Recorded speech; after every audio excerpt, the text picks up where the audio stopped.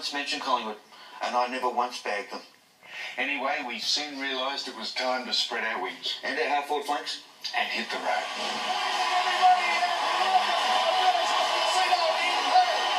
Everybody, and welcome to Star City here in Sydney. Now, some words of encouragement for the City of Adelaide and the state of South Australia from your very own Ambassador, Sam Newman.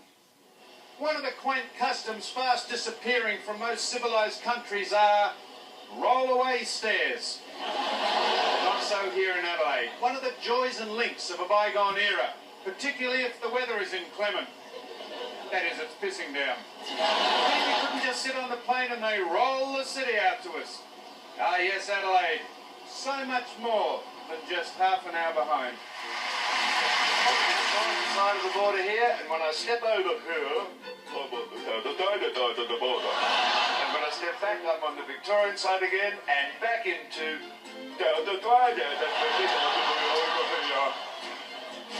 Eventually, even Australia wasn't big enough to contain us. It was time to conquer the world. It was 1997. We booked our flights to London. We alerted the Queen. Everything was in place. Then what happened? Your girlfriend mistook you for a speed hump. Oh, yeah.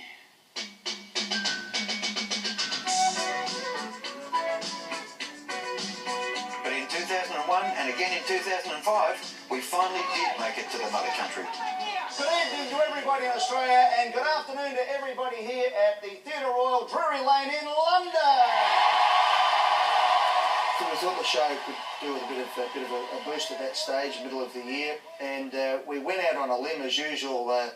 There was no money to go and do it, and at one stage, in fact, management came to me and said, we're not going to do this, and I actually offered to underwrite the theatre myself because I was so confident. Yeah, I don't know if you knew that, but I said, well, I'll underwrite it myself. Mighty neighbourly of you. It was, yeah. I was looking for a cut of the action because I was pretty confident. I've been overseas, and it was thanks to you. Anyway, so we were prepared to underwrite it. It didn't matter because it actually sold out in about 10 minutes with all the Aussies lining up around the block.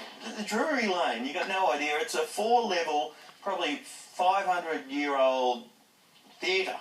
And the poor old people who worked there, who would have just had these theatre goers, and they would have been nice and quiet and well-mannered, and you got these footy ferals that come in with different jumpers and yelling out stuff, and they thought it wasn't going to work. You know, well, we won't pack, this won't get packed out, but sure enough, it was full, and it was fantastic to walk out on that stage. You know, we had Warnie there, and he's loved and all that.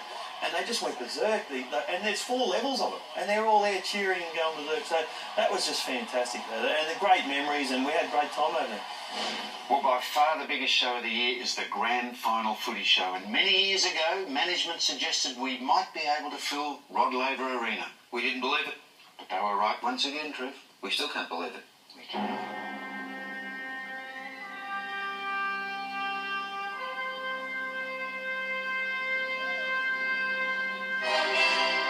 I love the grand final shows because you really didn't do a lot. A lot of it was pre-taped and what happened during the year, but just running into different personalities and just how big it is. You got no idea. The first night that we walked onto Rod Laver Arena for a grand final footy show, and the place was packed and jumping. It was unbelievable, and it'll be a memory I'll never forget. The first grand final show in 1996 unveiled a spectacular routine that got bigger and bigger. The player review.